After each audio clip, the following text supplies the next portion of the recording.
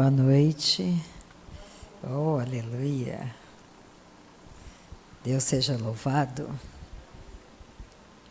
Nada como se reunir em família. Vamos nessa noite orar e agradecer ao nosso Pai Celestial, porque Ele é um Deus bom. Ele é um Deus maravilhoso. Hoje eu quero falar sobre aquilo que Jesus nos orientou, para nós tomarmos muito cuidado com a doutrina dos fariseus. Então vamos descobrir por que essa doutrina é tão prejudicial para nós. Por que nós temos que entender poderosamente sobre a salvação. Quando você pensa em ser salvo, a salvação está vinculada a você fazer uma oração. Porque se você chegar para qualquer pessoa na rua e dizer, você aceita Jesus? Quer fazer uma oração para aceitar Jesus? A pessoa vai fazer a oração. Ela repete a oração. Aí você pensa, porque ela repetiu aquela oração de pecador, ela foi salva. Não, isso não significa que ela foi salva. Porque você tem que entender a mudança que acontece. Você tem que compreender que você estava morto. Nascemos pecadores. E quando você fala, eu aceito a Cristo, é você sair da morte para a vida. Você entendeu que você precisa de um Salvador. E você nunca mais será a mesma pessoa. Por isso que Jesus falou para Nicodemos naquele dia, importa nascer de novo. Foi tão assim que Nicodemos perguntou, mas como que eu vou voltar de novo ao ventre da minha mãe? Porque ele entendeu a profundidade de nascer de novo. Então, eu sei que eu nasci de novo. Eu olho para trás, eu vejo que eu não sou mais a mesma pessoa de mais de 30 anos passados. Eu não penso mais como antigamente, eu não me comporto mais como antigamente. As minhas atitudes não são iguais. Naquela noite, quando eu nasci de novo, no dia seguinte, eu olhei no espelho, por fora eu era a mesma pessoa, mas não por dentro. Comecei a descobrir que dentro de mim tinha alguma coisa que dizia para mim, quando eu falava que aquilo era certo ou era errado. Quando você nasce de novo, a primeira coisa que acontece, você começa a se enxergar quão errado você andava. E as coisas precisam mudar. Você não é mais a mesma pessoa. Então, quando você entende que nascer de novo é morrer diante da cruz de Cristo. E se você morreu, você deixou de existir. E quem vive hoje em mim? Cristo vive em mim. Então, a vida que eu tenho hoje, Paulo dizia, é a vida de Jesus, de Cristo em mim. Então, não é mais os meus interesses. São os interesses dele agindo em mim. É uma outra vida. Não tem nada a ver com as coisas de antes. Quando você entende isso, a sua vida começa a mudar muito rápido. Porque o nosso homem exterior, ele ama o mundo. O nosso homem exterior, ele quer os aplausos do mundo. Só que o nosso homem interior, nascido de Deus, ele não é mais, os interesses dele não estão mais aqui na terra. Colossenses, Paulo diz assim, comece a pensar nas coisas do alto, não mais nas coisas aqui da terra, porque a sua vida não está oculta em Cristo. O novo nascimento é o maior bem que você pode receber do Senhor. Você não é deste mundo, você não vai ficar aqui para sempre. Nós somos forasteiros e nós temos que entender isso. Nada do que eu possa fazer. O dia que a morte aparecer, não pode dizer para ela, morte, volta outro dia, vai na casa da Cici, me larga, vai pegar no pé dela. Não tem como eu fazer isso. Não dá para trocar de lugar, passa a minha vez, vai o Felipe no meu lugar. Não dá para fazer isso. Então você tem que começar a entender que cada dia que passa são dias preciosos para você conhecer o coração do teu Pai. Deus não é contra você. Quando Deus fala para você não fazer tal coisa, é porque Ele sabe que o diabo anda ao derredor. Que o diabo veio matar, roubar e destruir. E se você tem o coração endurecido, e nessa noite eu começo falando sobre como que o seu coração endurecido te impede de ouvir a voz de Deus. E como que o nosso coração fica endurecido. Todas as vezes que você não obedece à palavra, quando você é rebelde, quando você não perdoa, quando você realmente quer fazer o tempo todo do seu jeito, isso vai endurecendo cada vez mais o seu coração. E o coração endurecido não consegue mais ouvir a instrução do Espírito, porque ele não obedece. Por isso que Salomão disse, sobre tudo que se deve guardar, guarda o teu coração. Está lá em Provérbios 4, 23. Guarda teu coração, porque é daqui que procede as saídas da vida. Então vamos nessa noite agradecer e louvar o nosso Pai Celestial, porque Ele é bom. E a Cici está tão linda, ela começa nessa noite orando, toda de vermelho, aleluia.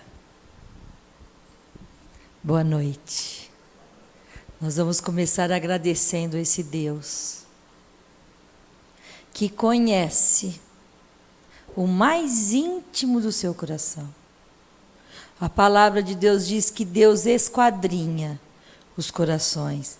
Ele conhece a minuciosidade dos teus pensamentos, dos teus desejos, dos teus anseios. Ele sabe. Ele sabe quais são os seus sonhos. Posso contar um testemunho? Eu vou contar um testemunho para os irmãos. Eu tinha 12 anos de idade. Eu ficava a tarde inteirinha na casa da minha avó ouvindo música italiana. E ali eu passava a tarde tentando entender, cantava junto. Eu era apaixonada. Passava tardes e tardes uma menina de 12 anos ouvindo música. E brotou no meu coração uma vontade de escrever uma carta para os parentes da Itália.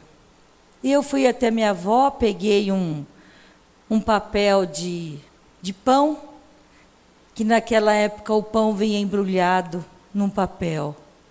Peguei um lápis e falei, vó, eu vou falar em português e você vai traduzindo italiano.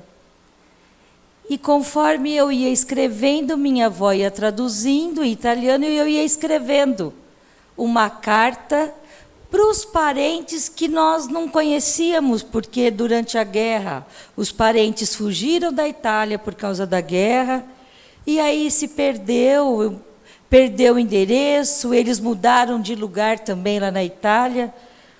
Mas eu sentia isso no meu coração de escrever uma carta. E escrevi uma carta falando que a família Tibali estava lá em Dumont, que tinha Autélia, que era filha da Giovana, e escrevendo tudo aquilo. E mandei a carta assim, ó, isso, eu tinha 12 anos, há 58, há 40 e tantos anos atrás.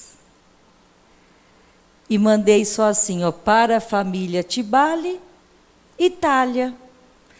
A minha tia, que era irmã da minha avó, era que trabalhava no Correio de Dumont. Dumont era uma cidadela de 2.000 habitantes. Ela falou, mas você não vai colocar endereço de nada? Tia Iris, eu falei, eu não sei, eu vou mandar. Vou mandar essa carta. E mandei. Depois de alguns anos, toco o telefone na casa da minha avó e era família. Essa carta foi encontrada da seguinte maneira. Quando chegou lá, todas as cartas que eles não encontravam, ela era colocada numa gruta. E nessa gruta, quem passava por lá, por essa gruta, e via se havia alguma carta endereçada à família, por causa da guerra, eles levavam embora. E o primo da minha avó achou a carta, num outro lugar totalmente distante. E aí eles entraram em contato com a minha avó, foi uma choradeira. Eu já estava na faculdade, e aí eu ouvi falar que a minha tia, a filha da minha avó, ia conhecer a família na Itália.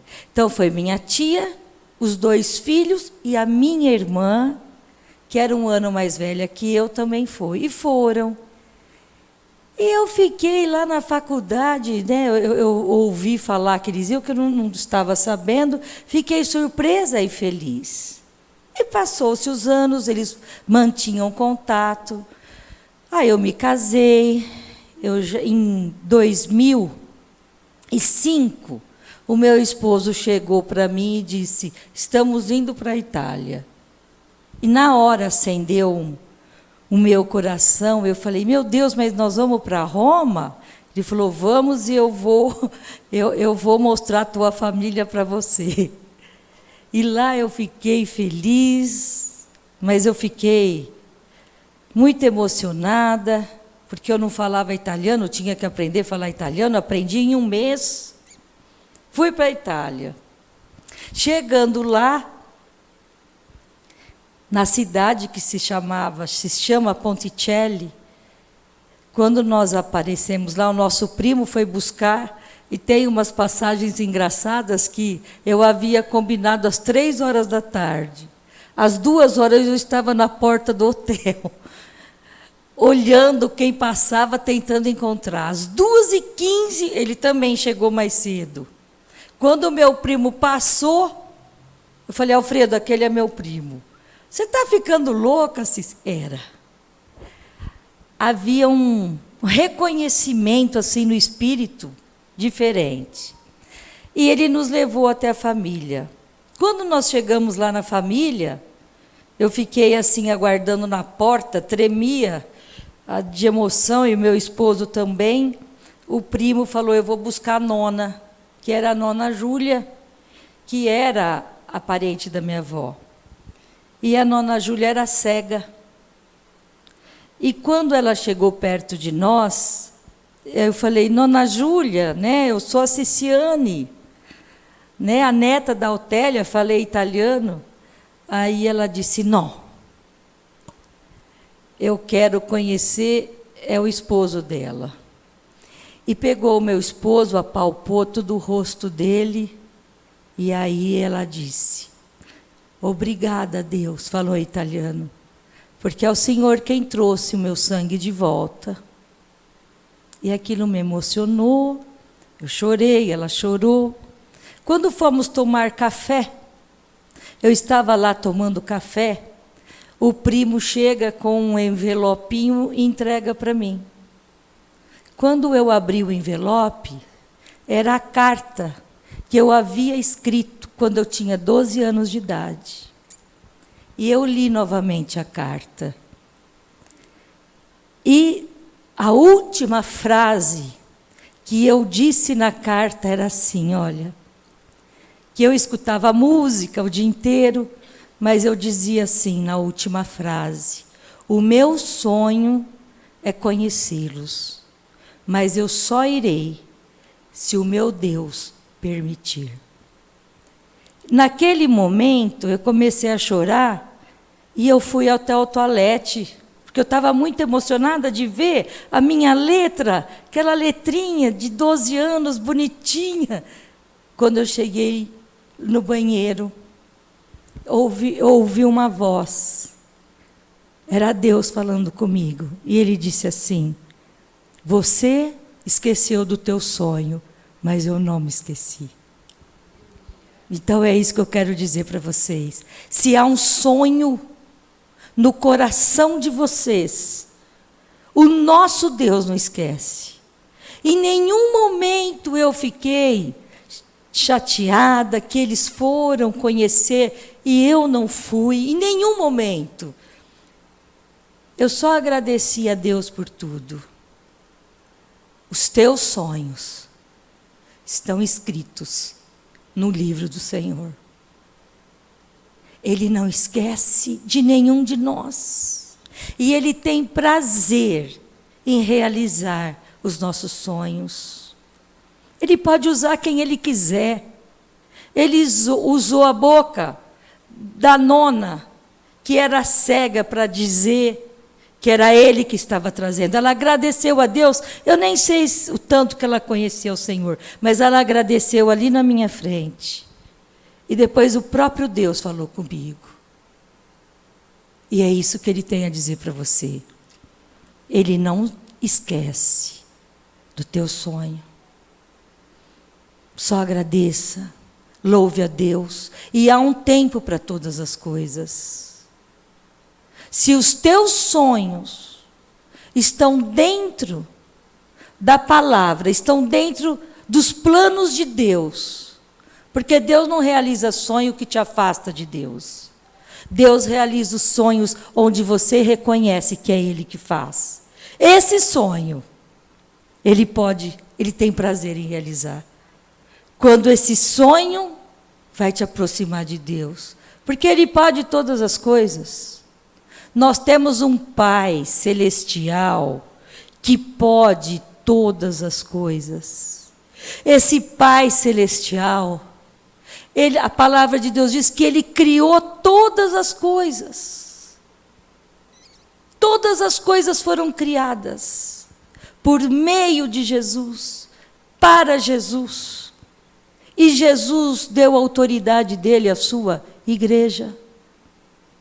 Então, olha só quem somos. Somos os filhos do Deus vivo. Aguardando em Deus. Nós somos aqueles que não aguardam as coisas, esperando as coisas do mundo. Nós aguardamos em Deus. Porque Ele nos ama e tem prazer em realizar o teu sonho. Ele tem prazer. Obrigada, Pai.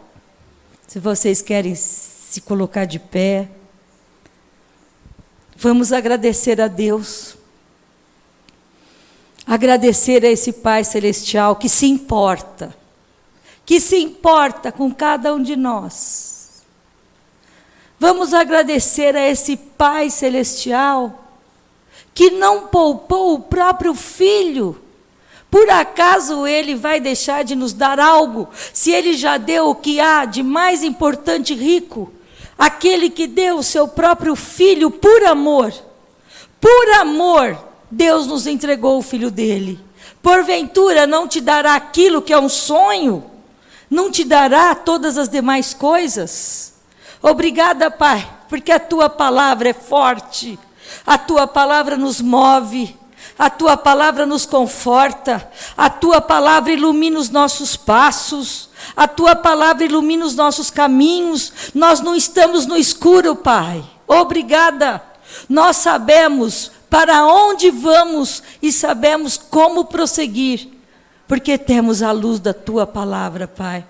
Obrigada, Pai, porque cada sonho aqui, escondido nos corações, cada sonho, ó Pai, sonhado tantas vezes, esse sonho que está sendo esperado pelos Teus filhos, obrigada, Pai, porque o Senhor tem o poder de realizar. E nós Te louvamos, Pai, nós Te agradecemos, porque aquele que não poupou o próprio Filho, por amor nos entregou, não nos vai negar as demais coisas. Obrigada pelos sonhos realizados em cada coração, Pai. Nós Te louvamos, nós Te agradecemos, Senhor, porque o Senhor é bom. E o Senhor não nega, Pai, as bênçãos dos Teus filhos. As Suas bênçãos são reais, são verdadeiras, Pai. E nós Te louvamos, nós Te agradecemos, no nome do Senhor Jesus. Amém? Oh, aleluia! Testemunho maravilhoso, principalmente para nós entendermos que Deus não sonega bem nenhum aqueles que realmente o buscam. A Cici falou, teve a última frase da carta dela que foi fundamental. Ela tinha 12 anos, mas ela tinha temor de Deus. Ela disse, Deus, no tempo dele eu irei. Então, aquele que é soberbo, Deus despede de mãos vazias. Mas aquele que tem o coração humilde, Deus tem prazer em fazer. Então, qual é o segredo para você receber do teu Pai Celestial? Um coração humilde. Porque um coração soberbo, arrogante, Deus não pode fazer, Deus não pode ajudar. Então, nessa noite, você comece a pensar sobre isso também. Porque quando nós estivermos lendo aqui, eu vou começar a ler passagens do Novo Testamento, das cartas. Pega comigo Marcos 8. Jesus nos alertando sobre o fermento dos fariseus. Eu vejo que isso é muito importante para nós nos nossos dias. Nós começarmos a nos julgarmos, a olhar para o nosso próprio coração. Deus tem prazer em nos ajudar, sim, mas você tem que ter um coração humilde, temente a Ele, um coração que realmente busca pela doutrina correta de Cristo. Nós precisamos voltar à doutrina verdadeira, à doutrina, aos ensinamentos. O que é uma doutrina? É um conjunto de ensinamentos. Você tem que atentar para os ensinamentos de Jesus, porque são esses ensinamentos que te livram do mal, que guarda a tua vida, guarda a tua casa, guarda teus filhos. Marcos 8, a partir do versículo 14. Lembrando que Jesus tinha acabado de discutir com os fariseus, que estavam pedindo um sinal para ele. Ele disse, não vou dar nenhum sinal para vocês, porque um sinal já foi dado a vocês. E aí ele sai daquele lugar com os seus discípulos. Então vamos lá. Marcos 8,14. Ora, aconteceu que eles se esqueceram de levar pães, e no barco não tinham consigo senão um só. Só tinha um pão com eles. Preveniu Jesus dizendo, vede, guardai-vos do fermento dos fariseus e do fermento de Herodes. E eles discorriam entre si. É que não temos pão, eles pensavam. Jesus, percebendo, lhes perguntou, por que discorreis sobre o não terdes pão? Ainda não considerastes, nem compreendestes? Tendes o coração endurecido? Quando Jesus falou para eles sobre o fermento dos fariseus, eles pensaram, nós não temos nenhum pão, ele está falando sobre pães. Nós só temos um pão conosco, eles esqueceram de levar os pães. Então, eu quero que a fala de Jesus nessa noite para nós, ele olhou para eles e perguntou, por que o coração de vocês está tão endurecido? Por que ele disse isso? Porque eles tinham acabado de ver Jesus multiplicar pães. Olha só, tendo olhos, não vedes, e tendo ouvidos, não ouvis? Não vos lembrais de quando partiu 5 pães para os 5.000?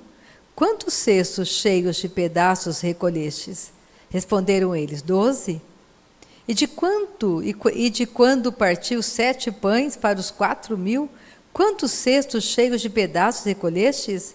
Responderam, 7. Ao que lhes disse Jesus, não compreendeis ainda?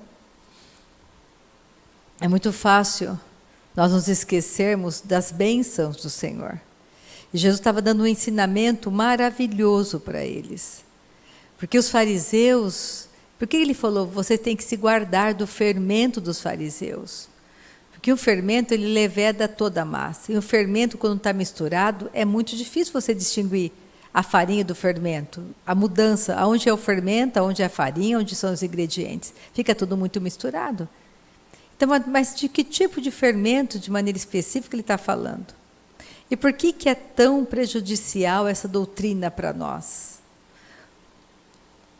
Eu vejo que a consequência mais grave da doutrina dos fariseus, nós vamos ler daqui a pouco qual é essa doutrina de que ele fala, é porque nós passamos tempo ouvindo pessoas que estão ministrando ensinamentos errados.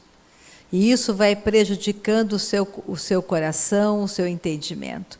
E quando chega para você um verdadeiro homem de Deus, uma verdadeira doutrina, você rejeita, você não aceita. Você acaba rejeitando os homens e as mulheres de Deus que trazem a doutrina correta, porque você está cheio de fermento maligno, cheio de pensamentos errados, doutrinas erradas. Isso é muito claro nos nossos dias. Pessoas que realmente foram enviadas por Deus para nos ajudar, nós rejeitamos. Porque nós estamos tão contaminados com doutrinas erradas que você não consegue enxergar. O seu coração fica endurecido diante da verdade e da doutrina verdadeira. Então nós temos que começar a nos checar. Por isso que ler a palavra e ter o coração humilde é muito importante. Você tem que ter coragem de perguntar para Deus: Pai, esse meu comportamento te agrada? Será que eu estou te agradando? Sem fé é impossível agradar a Deus. Porque nós temos que compreender que somos nós que limitamos Deus. Quando Deus fala para você não fazer alguma coisa, é porque Ele sabe que aquilo é prejudicial para você. E todas as vezes que você rejeita a palavra, o seu coração fica endurecido. E quando Deus fala com você, você não consegue ouvir. Porque você está tão cheio de si mesmo, que é impossível você aceitar a instrução do Espírito. Então vamos para Lucas 12.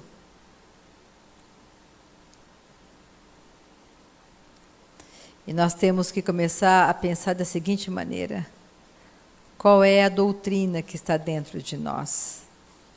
Qual é a doutrina que está em você nessa noite, que está em mim nessa noite? Lucas 12, versículo 1. Porque os fariseus estavam resistindo a Jesus. Estavam testando Jesus. E Jesus estava orientando os discípulos: cuidado com os fariseus. Porque nós vamos ver as características da religião. Porque às vezes, as pessoas chegam e elas têm uma fala tão mansa, uma aparência tão de santidade, mas elas são totalmente corrompidas de ensinamentos errados. Isso é muito perigoso, porque afasta você do verdadeiro caminho. Então, Lucas 12, versículo 1. Posto que miríades de pessoas se aglomeravam a ponto de uns aos outros se atropelarem, passou Jesus a dizer, antes de tudo, aos seus discípulos: acautelai-vos do fermento dos fariseus, que é a hipocrisia. Aquele que aparenta, ele fala, parece que ele é, mas ele não procede, ele não é aquilo que ele fala que ele é.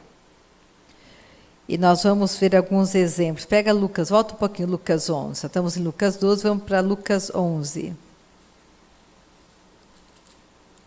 Pega o versículo 37. A maior consequência disso é que você acaba rejeitando a palavra de Deus por causa de doutrinas erradas. Ao falar Jesus essas palavras, um fariseu o convidou para ir comer com ele. Então, entrando, tomou lugar à mesa. O fariseu, porém, admirou-se ao ver que Jesus não se lavara primeiro, antes de comer. O Senhor, porém, lhe disse: vós, fariseus, limpais o exterior do copo e do prato, mas o vosso interior está cheio de rapina e perversidade. Insensatos, quem fez o exterior não é o mesmo que fez o interior? Antes, dai esmola do que tiverdes, e tudo vos será limpo. Mas ai de vós, fariseus, porque dais o dízimo da hortelã, da arruda e de todas as hortaliças, e desprezais a justiça e o amor de Deus. Devias, porém, fazer estas coisas, sem omitir aquelas. Ai de vós, fariseus, porque gostais da primeira cadeira nas sinagogas e das saudações nas praças. Ai de vós que sois como as sepulturas invisíveis sobre as quais os homens passam sem o saber. Ele está descrevendo aqui o que era um fariseu. Como que eles eram? Por fora eles eram perfeitos, nas suas vestes, no seu modo de falar, de agir, mas por dentro eram cheios de rapina, eram sepulcros caiados, sepulturas invisíveis que passavam pelos homens. Nós vemos isto hoje, nós temos na igreja mestres de engano, que são umas ovelhas por fora, mas por dentro lobos vorazes, impedindo as pessoas de andarem no verdadeiro caminho, impedindo que a verdade de Deus seja manifestada. E cabe a você e a mim tomarmos muito cuidado. Tome muito cuidado com aquilo que você ouve, com a doutrina de pessoas que você tem que observar se verdadeiramente estão seguindo a doutrina de Cristo. Você não pode, de maneira inconsequente, aceitar, porque aquela pessoa tem uma Bíblia na mão e tudo que ela fala você acha que está certo. Como que é a vida dessa pessoa? Qual é a doutrina que ela segue? Qual é o pensamento dela? Porque isso vai destruir você. Isso vai te impedir de caminhar verdadeiramente com uma doutrina correta que é de Cristo. Porque hoje a igreja moderna está cheia de religião, de regras e mais regras, doutrinas que foram colocadas por homens. Não vem do coração de Deus. Ele continua falando no versículo 45. Então respondendo um dos intérpretes da lei, disse a Jesus: Mestre, dizendo essas coisas também nos ofendes a nós outros. Mas ele respondeu: Ai de vós também, intérpretes da lei, porque sobrecarregai os homens com fardos superiores às suas forças, mas vós mesmo nem com o dedo as tocais. Ai de vós, porque edificais os túmulos dos profetas que vossos pais assassinaram. Assim sois testemunhas e aprovais com cumplicidade as obras dos vossos pais, porque eles mataram os profetas e vós lhes edificam os túmulos. Por isso também disse a sabedoria de Deus: enviar-lhes-ei profetas e apóstolos, e alguns deles matarão e a outros perseguirão, para que desta geração se peçam contas do sangue dos profetas, derramado desde a fundação do mundo, e desde o sangue de Abel até o de Zacarias, que foi assassinado entre o altar e a casa de Deus. Sim, eu vos afirmo, contas serão pedidas a esta geração. Ai de vós, intérpretes da lei, porque tomastes a chave da ciência, contudo, vós mesmos não entrastes, impedistes os que estão entrando. Nem eles entram com suas doutrinas erradas, com as suas regras e mais regras, eles não entram no reino e impedem que outros entrem. Por isso que é muito importante a sua posição hoje no meio da igreja. Você tem que entender que o seu bom testemunho, a sua vida em Deus, ajudará milhares de pessoas a se firmarem na verdadeira doutrina. Não é qualquer pessoa que fala para você sobre a Bíblia que é correto. Por isso que Jesus começa a descrever. Pega Marcos 7. Vamos voltar um pouquinho. Marcos 7. Comecinho está falando exatamente, Jesus dizendo, né? Eles estavam recriminando os discípulos que não lavavam as mãos, que comiam sem se lavar, etc, etc. Aí no versículo 6... Jesus começa a responder para eles. Bem profetizou Isaías a respeito de vós, hipócritas, como está escrito: este povo honra-me com os lábios, mas o seu coração está longe de mim. Então não adianta você falar a respeito de Deus, se o seu coração está longe dele, você não obedece a ele, você não ama verdadeiramente ao Senhor, você tem uma vida de aparência. Você pode me enganar quem está do seu lado, mas a Deus você não consegue enganar. Ele conhece teu coração, Ele sabe como você pensa, Ele sabe como você crê. Então você tem que entender que Deus não é contra você, Deus é por você. Deus quer que você saia de um caminho de erro, que você comece a trilhar um caminho realmente, um caminho verdadeiro de confiar nele, de amá-lo. Continuando, versículo 8. Negligenciando o mandamento de Deus, guardais a tradição dos homens. E disse-lhes ainda: jeitosamente rejeitais o preceito de Deus para guardardes a vossa própria tradição. Jeitosamente, você tenta ajeitar a palavra segundo uma situação, uma circunstância. Mas por que eu posso confiar em Deus? Porque Deus é imutável. Deus ouviu a Cícero quando ela tinha 12 anos. Por quê? Porque de todo o coração dela, escrevendo, ela temia Deus. Ela pensou, se Deus permitir, eu irei. Ela sabia que Deus era poderoso. Então, será que... Quantas crianças hoje você conhece que pensam em Deus, amam a Deus, temem a Deus, reconhecem a grandiosidade de Deus? São coisas que nós temos que cultivar no coração dos nossos filhos, o amor, o temor ao nosso Pai Celestial. Porque nesse mundo, tudo está passando. Tudo passa. Menos a palavra de Deus. Não existe nada nessa noite que Deus não possa resolver. Mas Ele não quer que a gente seja hipócrita, fingindo uma coisa que nós não somos. E criticando pessoas, e nós fazemos as mesmas coisas que elas fazem.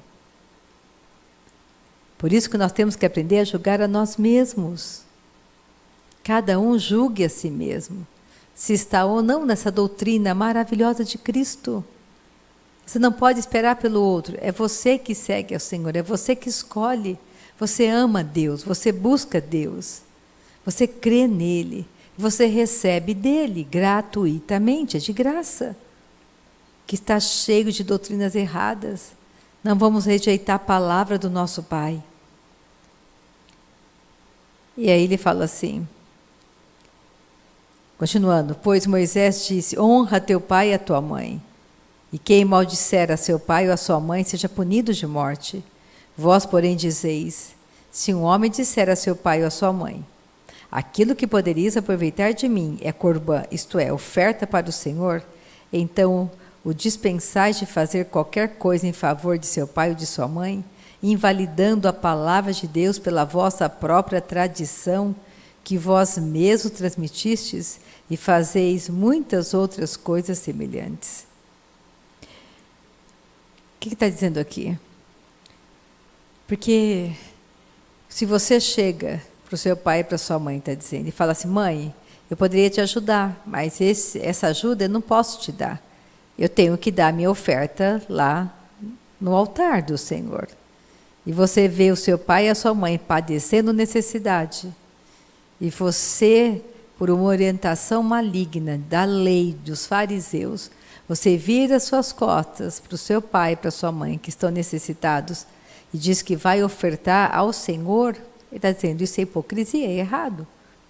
Porque você devia amar ao Senhor, amar a Deus e amar o teu próximo, como a ti mesmo. O maior mandamento que você tem é do amor. Porque o filho que respeita o pai, respeita a mãe, tem vida longa, ele prospera. Então nós temos que ajudar os nossos filhos a entender o caminho do respeito, o caminho que é um caminho de bênção, de honrar e respeitar os seus pais, ajudá-los. Nós temos que ensinar os nossos filhos a nos honrar. Esse é um ensinamento que você tem que dar para o teu filho. Para que você colha fruto disso na sua vida. Porque tem muitos filhos que não honram seus pais, porque nunca foram ensinados a honrar. O poder da honra, o poder do respeito. E nós temos que entender isso. Você precisa entender que o ensinamento para o teu filho, o ensinamento correto, isso guarda o teu filho. Vamos pegar Tito. Capítulo 1 de Tito. Tito começa a falar também dos falsos mestres, falsas doutrinas. O que mais você vê hoje em dia são as falsas doutrinas. Versículo 11.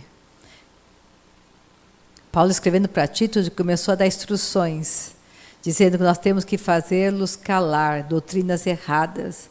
Você não bate contra pessoas, você não agride pessoas, você fala contra doutrinas erradas, não contra pessoas. Nós não devemos aceitar doutrinas erradas no nosso meio, nos contaminando. Você tem que começar a pensar que... Por isso que o novo nascimento, o entender o fundamento da salvação é muito importante.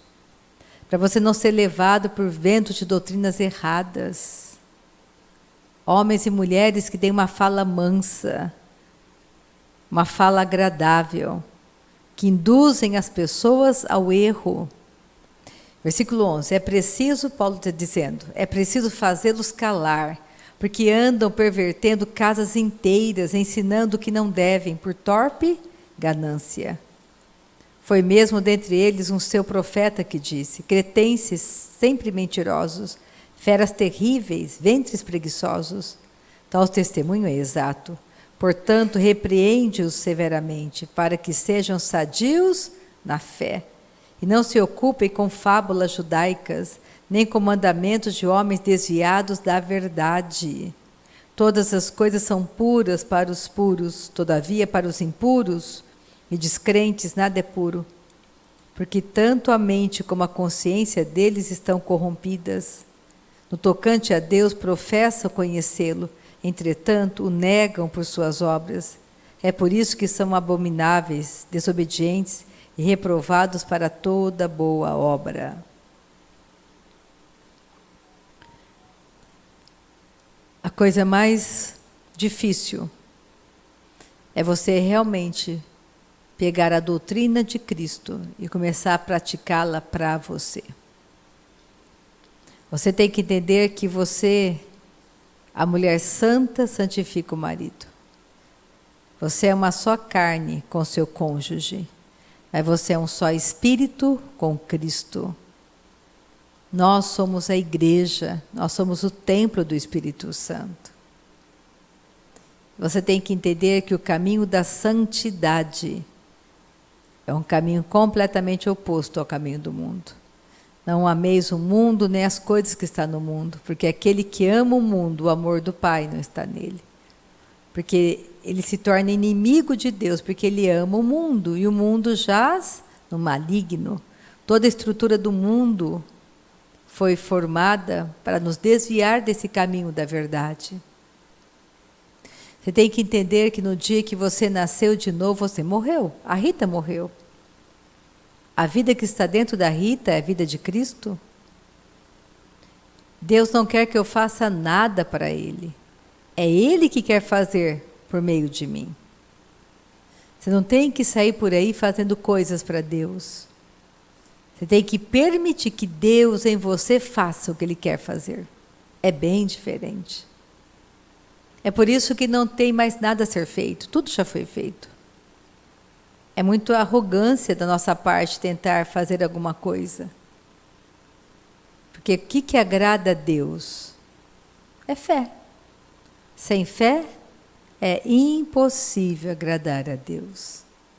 Então você tem que entender que todos os dias, quando você acorda, o teu homem exterior está tentando te dar regras e normas para você. E você tem que entender que Deus te ama. Deus não é contra você. Deus quer te ajudar. E nesse caminho de transformação, você precisa compreender que você precisa da pessoa do Espírito Santo. Por isso que a prática da oração em línguas é de extremo valor. É uma prática, é um dom de revelação. Resistir à oração em línguas é resistir à própria instrução da doutrina de Cristo. Foi Jesus que disse para os discípulos, fiquem em Jerusalém. Para vocês receberem a promessa do meu Pai, Ele prometeu, está lá em Joel. Vai vir o Espírito Santo. O poder do Altíssimo vai te envolver. E todos, jovens, velhos, crianças, servos, servas, todos, ficarão cheios do Espírito Santo. Por que nós temos que ser revestidos disso, desse poder?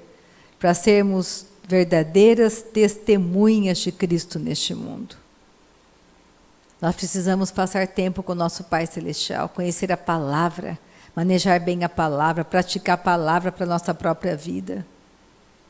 Entender que nós temos que combater os sentimentos de inveja, sentimentos carnais que estão dentro de nós. Nós temos que entender que você tem que começar a olhar para você e pensar, o que eu estou fazendo que está prejudicando o meu irmão? Porque nós pensamos assim, fulano faz mal para mim, mas e você? Você vê quanto você faz mal para as pessoas? Já parou para pensar que você também pode estar fazendo mal para as pessoas? Isso é você começar a se julgar. Se você se julgar, não será julgado. E como que eu me julgo? Segundo a palavra. Você sabe quando você está com raiva, com ódio das pessoas. Guardar raiva, ódio, mágoa, isso endurece teu coração. Porque isso é contra a palavra de Deus. E se você tem um coração endurecido, você não vai ouvir a instrução do Espírito. Você vai perecer. E Deus não quer que isso aconteça com você. No tocante a Deus, eles falam, professam conhecê-lo. Mas eles não conhecem. Pega 1 Timóteo 4, vamos voltar um pouco. Eu termino em 1 Timóteo nessa noite. Depois de Tessalonicenses, 1 Timóteo capítulo 4, versículo 1. Vamos nos livrar da hipocrisia. A palavra de Deus nos limpa. A palavra de Deus nos purifica. Nós temos que começar a pensar que a nossa boca é para abençoar, não é para amaldiçoar. Que você tem o reino de Deus dentro de você, você tem a nova natureza. O mesmo Espírito que estava em Jesus está em mim, está em você. A mesma vida, quando eu falo o mesmo Espírito, não é o Espírito de Jesus, você tem o seu Espírito, é a mesma vida que estava no Espírito de Jesus, está em você e em mim. Por que você vai perecer? Porque você será derrotado. Por que você pensa desse jeito? Você tem que pensar como Deus pensa. E Deus não olha para você como derrotado, Deus olha para você como vencedor. Nós temos que entender que tem sentimentos de nós, de avareza, porque avareza é idolatria. Nós temos que entender que a alma generosa prosperará. E quando você começa a ser generoso com quem está perto de você, é óbvio. Você não consegue ser generoso com seu marido ou com a sua esposa, você vai ser generoso com quem? Você não consegue ser generoso com teu filho, com teu irmão? Generosidade não está só relacionada a dinheiro diretamente. Ajudar o outro, a servir o outro. Há muitos anos eu tive uma experiência na FEBEM, eu ia na FEBEM, hoje não é mais FEBEM o nome. E tinha um jovem, a gente estava ministrando nos módulos, eram quatro raios. E nós estávamos naquela tarde, o raio 4 eram adolescentes que haviam feito, já tinham assassinado pessoas, coisas de crimes violentos. E nós estávamos falando da palavra, era uma tarde foi bem no horário que logo após a nossa fala ia servir um lanche. Então eles cortavam os pães eram distribuídos e um jovem ia servindo os outros. E tinha uma bandeja de pães. E só que na contagem faltou um pão. Então, a hora que aquele jovem foi servir o colega, tinha um pão só. Se ele desse o pão para o colega, ele ficaria sem. Ele tinha que escolher. E na hora ele fez a escolha. Ele deu o pão para o colega e ficou sem. Na hora que ele fez isso, todos os outros meninos repartiram o pão deles e muitos pães foram colocados na bandeja para ele. Isso é prática de generosidade. Aparentemente, ele não ia ter nenhum, porque ele cedeu para o outro. Não, fica para você, ele falou. Daquela hora, o coração dos meninos foram tocados. Eles partiram o pão e todo mundo queria repartir o pão com ele. Nós temos que entender que isso não é uma coisa que se ensina. É da pessoa. É de um coração generoso. É de uma escolha. Aparentemente, ele fez uma escolha. Não, come você. Fica para você. Não dá para ensinar isso. Isso é algo espontâneo. Por isso que ofertar tem que ser espontâneo. Não pode ser uma cobrança. Você oferta espontaneamente na casa do Senhor. Porque você quer ser participante das almas que estão sendo ganhas naquele lugar. Isso é algo que não dá para você fazer. Você pode fazer religiosamente, como os fariseus faziam. Vocês dão o dízimo de tudo. Mas não é isso que eu quero. Eu quero um coração que ama de verdade. Porque vocês têm que entender que não é aquilo que é imposto, é algo generoso que brota do seu coração. Você faz prazerosamente. Você faz para o Senhor. Não é para mim. Você faz parte de um reino. A alma generosa é um princípio, prosperará. Esse é um princípio, não sou eu que estou falando, é bíblico. Tem muitas pessoas que prosperam muito porque são generosas. E é espontâneo delas, elas não são avarentas. Elas têm prazer em ajudar, elas têm prazer em participar. É diferente de ser espontâneo. Se eu falar nessa noite, ó, todo mundo aqui, vamos, cada um dá R$50, vamos ajudar fulano. Todo mundo dá. É diferente de você espontaneamente fazer isso. É muito diferente. É uma outra realidade. Ninguém tem que pedir para você. Você que tem que começar a perceber que você é um instrumento de bênção para as pessoas. Por isso que você anda uma milha. Por isso que é melhor você dar a sua capa. Você dá a capa. Você sofre o dano em prol do outro, porque você conhece a Deus. Você sabe que nada vai te faltar, que Ele é o provedor. Olha só, 1 Timóteo 4, ora, o Espírito afirma expressamente, é o Espírito Santo falando, o Espírito Santo afirma expressamente que nos últimos tempos, e nós vivemos nos últimos tempos, alguns apostatarão da fé, vão se esfriar da fé. Por que vão se esfriar da fé? Por obedecerem a espíritos enganadores, a ensinos de demônios. Tem ensinos de demônios por aí, está lotada a internet de ensinos de demônios. Lotada. Isso é a coisa mais fácil hoje, corre velozmente. Ensinos que vêm do coração, não de Deus, que é maligno. E as pessoas estão expostas o tempo todo a isso. Você tem que começar a entender que isso faz mal para você. Uma pitada de fermento maligno destrói a sua fé. Pela hipocrisia, de novo, o fermento dos fariseus, a hipocrisia. Pela hipocrisia dos que falam mentiras, que têm cauterizado a própria consciência, que proíbem o casamento e exigem abstinência de alimentos que Deus criou para serem recebidos com ações de graças pelos fiéis, por quantos conhecem plenamente a verdade. Isso aqui está descrevendo os ensinamentos errados, aqui embaixo. Proíbe alimento, proíbe casar, acha que o casamento é algo errado, que você mostra pureza se você fica solteiro. São entendimentos errados.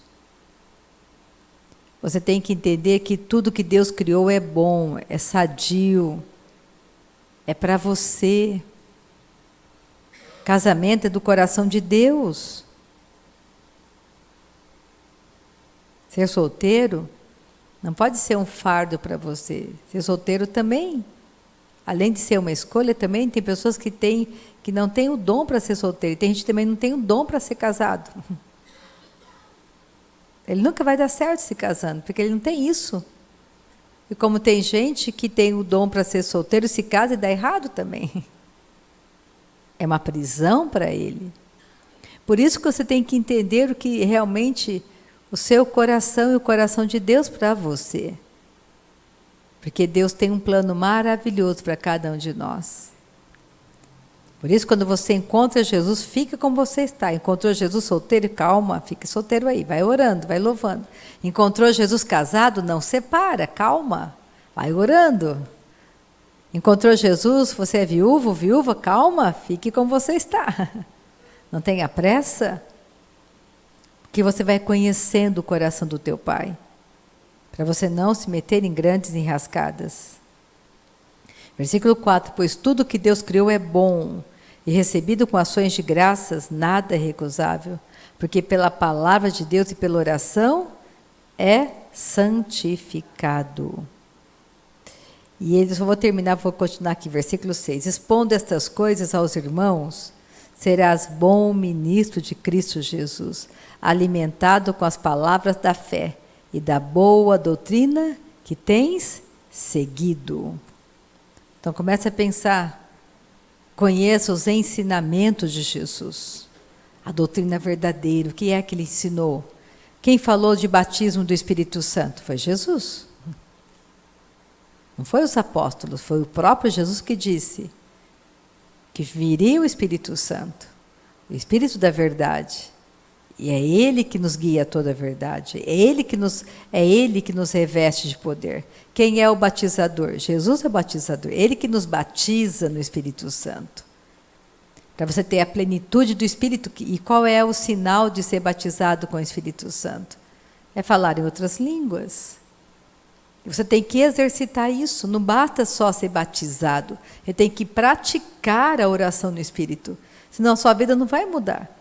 Não é só orar quando está na igreja, ou reunida com os irmãos. Eu só vou orar em línguas quando eu sentir aquele arrepio. Isso é ser homem exterior. Deus é Espírito, não tem o que você sentir. Eu não tenho que sentir que Deus está aqui nessa noite, eu tenho que crer que Ele está, porque Ele falou que estaria. Onde 2 ou mais estiverem reunidos em meu nome, aí eu vou estar com vocês. Então vamos nessa noite começar a entender que tem muito ensinamento errado que você está ouvindo, que você não deveria ouvir. Não é todo mundo que fala que é de Deus, que de verdade é de Deus. Então ensinamentos errados, parece que são perfeitos, tem uma fala mansa, mas os ensinamentos são ensinamentos que estão afastando você do verdadeiro Evangelho de Jesus. Então vamos parar de ficar ouvindo filosofias humanas, pensamentos humanos, que não tem nada a ver com aquilo que o Senhor tem. Então vamos orar nessa noite. Eu não sei o que você está precisando, mas acredite, Deus está aqui e Ele está vendo o seu coração. Então não vá embora para a sua casa sem realmente olhar o seu coração nessa noite. Olha o teu coração. Guarda teu coração. Se tem alguma coisa errada, peça para o teu pai te perdoar. Ele te perdoa. Seja limpo pela palavra que você já recebeu. E a Marciana termina a reunião orando, cantando, louvando, como estiver no coração dela. Porque nós estamos em família e temos liberdade. Não é uma reunião religiosa. Eu quero que você entenda que nós lemos uma palavra nessa noite, essa palavra nos orienta, essa palavra nos guarda, nos livra do mal. Essa palavra é força para nós. Amém? Boa noite. Vamos pôr em prática o que ouvimos, ser generoso, abrir o coração, declarar o seu amor para aquele que te ama, o teu Pai Celestial que deu a vida, deu o Filho dele por você. Então, seja generoso e abra o seu coração. Pai, nós te agradecemos, bendizemos o teu nome, declaramos o nosso amor a ti, Pai. Eu declaro o meu amor a ti. Eu te amo, Pai, eu te adoro. Diga você mesma com seus lábios, não importa quem está ao teu lado, fecha os teus olhos e declare o teu amor. Eu te amo, Pai, eu te adoro, eu te glorifico, Pai. Eu abro o meu coração, Pai, para receber a palavra ministrada essa noite. Obrigada, Pai, porque o Senhor é tão bom. O Senhor é tão bom, perdoado foram os nossos pecados, perdoado foram os meus pecados.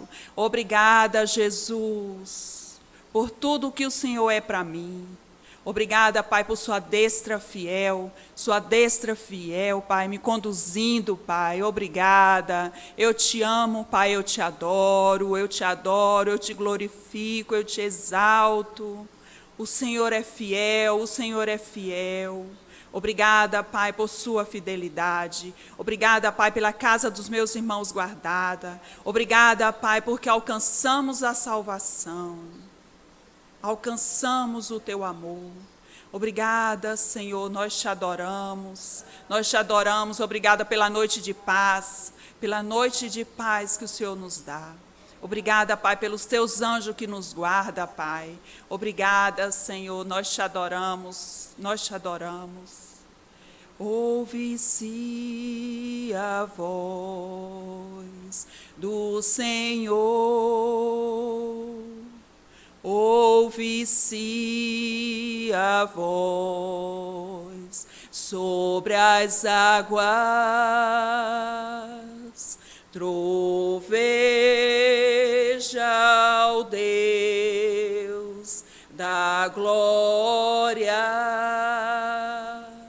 troveja o Deus da glória.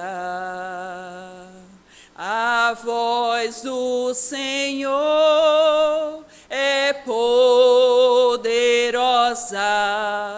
A voz do Senhor quebra os cedros. Sim, o Senhor despedaça os cedros do Líbano. Despede chamas de fogo. A sua voz é majestosa. Sim, o Senhor troveja sobre as muitas águas. Te amamos, Jesus. Uma noite abençoada. Oh, glória, uma noite abençoadíssima para todos nós.